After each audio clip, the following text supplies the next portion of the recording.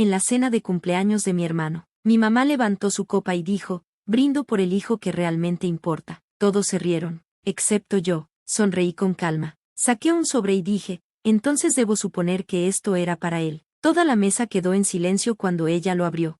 Hola, Reddit, mi hermano menor. Ryan, siempre ha sido el hijo predilecto. Desde que éramos niños, nuestros padres, sobre todo mi madre, lo trataban como si estuviera hecho de hilo de oro, mientras que yo era simplemente el sobrante. A mí me daban una palmada en la espalda por una A en un examen. A Ryan le organizaban una fiesta por aprobar. No me importaba tanto cuando éramos chicos. Asumía que así funcionaban algunas familias, unos necesitaban más. Quizá él era más sensible o algo así, pero al crecer, el favoritismo se volvió imposible de ignorar.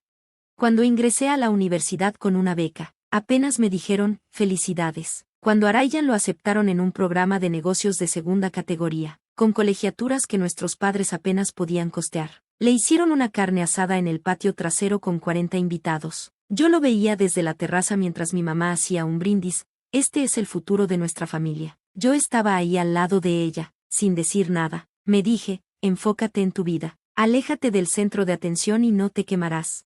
Pero esta vez, esta cena de cumpleaños, era diferente. Ryan acababa de cumplir 25 años. Mi mamá reservó un salón privado en un restaurante elegante del centro, de esos que ofrecen maridaje de vinos con cada platillo. Yo llegué en camisa de botones y pantalón de vestir. Mi madre me saludó con una mirada rápida y dijo, podrías haberte arreglado un poco más. Ryan entró detrás de mí con tenis y una camisa arrugada, y ella brilló como si fuera de la realeza. La cena empezó con corrección. Mi papá hizo un brindis insípido. Un par de primos compartieron recuerdos incómodos de trucos infantiles. Luego llegó el postre, y mi madre se levantó con su copa de vino. Solo quiero decir algo, declaró un poco alto. Levantemos la copa por Ryan, el hijo que verdaderamente importa, el que siempre le ha dado orgullo a esta familia. Se escucharon risas alrededor de la mesa, unas auténticas, otras forzadas. Mi tía aplaudió. Mi papá se rió entre dientes y bajó la mirada al plato. Ryan simplemente se encogió de hombros, asimilándolo como si nada.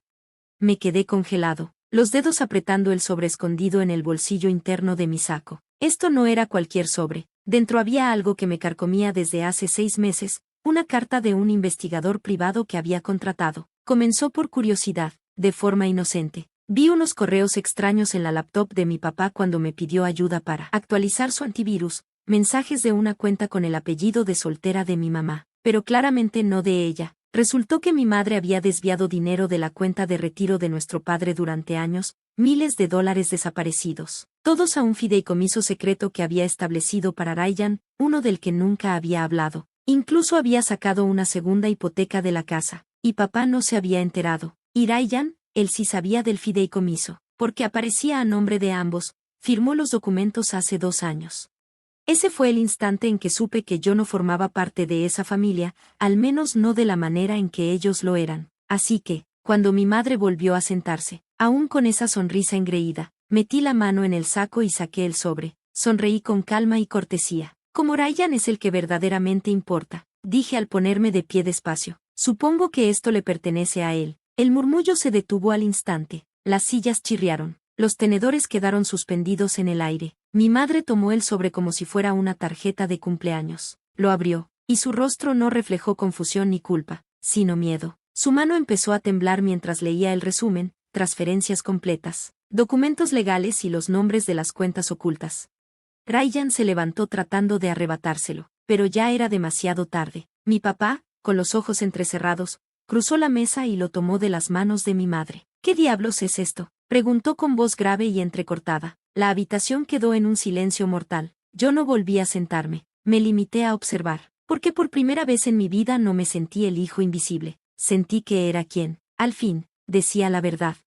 Mi madre se quedó petrificada, con los labios entreabiertos, mirando los papeles como si hubieran explotado en sus manos. Ryan se acomodó incómodo a su lado, mirando de ella a mi padre, quien escudriñaba cada página con lentitud deliberada. Nadie se movía ni hablaba, hasta que mi padre rompió el silencio. ¿Esto es real? Su voz era baja, como tratando de contener una tormenta que llevaba años gestándose. Dime que esto no es real, Margaret.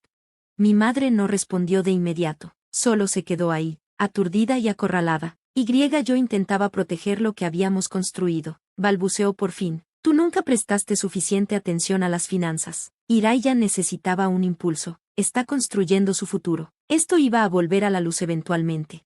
Me robaste, dijo mi padre poniéndose de pie. No gritó, eso habría sido más fácil. Aún así, la frialdad en su tono fue peor. Te llevaste nuestro futuro, te llevaste mi futuro, y se lo diste a él sin pedírmelo. Ryan trató de intervenir. Papá, escucha, yo no sabía todo. Firmaste malditos documentos, tronó mi padre, perdiendo la compostura. Fuiste CEO beneficiario de un fideicomiso fundado en el robo. La tía Melissa se levantó y sacó en silencio a sus hijos de la habitación. Un par de primos la siguieron, murmurando disculpas mientras se ponían los abrigos. Era como ver un barco hundirse lentamente mientras la mitad de los pasajeros corría hacia los botes salvavidas. Ryan se acercó a mí como si todo fuera un malentendido. No tenías que hacerlo así, hermano, dijo. ¿Quieres que mamá vaya a la cárcel o qué? Lo miré, realmente lo miré. Toda mi vida estuve a la sombra de su arrogancia, tolerando su sentido de merecimiento y tratando de creer que no pedía el favoritismo. Pero ahora lo veía claro, él sabía, quizá no cada detalle, pero sí lo suficiente, y no le importaba porque creía que merecía más. Yo solo quería que saliera la verdad, respondí con simpleza. El resto depende de ustedes. Mi madre se puso de pie, con las manos temblorosas pero aún aferrada a su aire de control. Esto no tiene que destruirnos, dijo, con la voz quebrada. Es un malentendido. Es malversación, interrumpió mi padre. Esa palabra flotó en el aire como humo. Pude ver el dolor en sus ojos. No volvió a gritar ni a despotricar. Solo me devolvió los documentos y se apartó. Quiero copias de todo, dijo mirando sobre su hombro. Y quiero que ella salga de la casa esta misma noche. Los ojos de mi madre se abrieron de par en par. David, empezó a decir, pero no salió nada. Ryan le tomó el brazo como si no creyera lo que estaba pasando. Salieron juntos, con la cabeza gacha. Yo me quedé ahí, sin saber si sentía alivio o el peso de finalmente haberme plantado en el fuego. Esa noche, mi teléfono no dejó de vibrar. Primos enviaban mensajes de texto, tías llamaban, unos medio en shock, otros diciendo que siempre habían sospechado algo, unos cuantos mandaron un bien hecho, con cuidado, otros, que quizás me había pasado, pero yo no dudaba de mi decisión, ya no. 2 días después, mi papá me invitó a encontrarnos en un café de la zona. Se veía como si no hubiese dormido. Nos sentamos con un café delante, y durante mucho tiempo no dijo nada. Al fin, deslizó un sobremanila sobre la mesa. Documentos de la casa, dijo. Te estoy transfiriendo el título. Me voy a un departamento. Ya no puedo quedarme allí. Parpadeé. Papá, ¿qué? No tienes que aceptarlo, dije. Quiero hacerlo, respondió. Fuiste el único que tuvo el valor de decir la verdad, el único que se preocupó por esta familia, incluso cuando ninguno de nosotros se preocupaba por ti. Te debo más que un simple gracias. Tomé el sobre, atónito. No era solo una casa, era una disculpa, un gesto de que al fin alguien me veía. Levantó la mirada con ojos cansados y enrojecidos. Ya hablé con un abogado. Las cuentas de tu madre están congeladas. Se meterá en problemas legales por un buen tiempo. Y Ryan hizo una pausa. No estoy seguro de que se dé cuenta de lo que ha perdido. Asentí despacio. Lo hará. Esa noche, me paré frente a la casa en la que crecí con las nuevas llaves en la mano. Se sentía ajena, como un museo de la vida de la que fui excluido. Recorrí los pasillos. Pasé junto a viejas fotos de Ryan con trofeos. Tarjetas de cumpleaños firmadas solo por mis padres, tarjetas que nunca recibí. Luego me detuve frente al closet del pasillo. En la repisa alta había una caja de zapatos que no veía desde hacía años, mis dibujos de niño, boletas de calificaciones, un polvoso listón de feria de ciencias que gané en 8º grado. Mi mamá los había guardado, aunque nunca los exhibió, sepultados, escondidos. Pero yo ya no estaba ahí para llorar el pasado, estaba para reconstruirlo.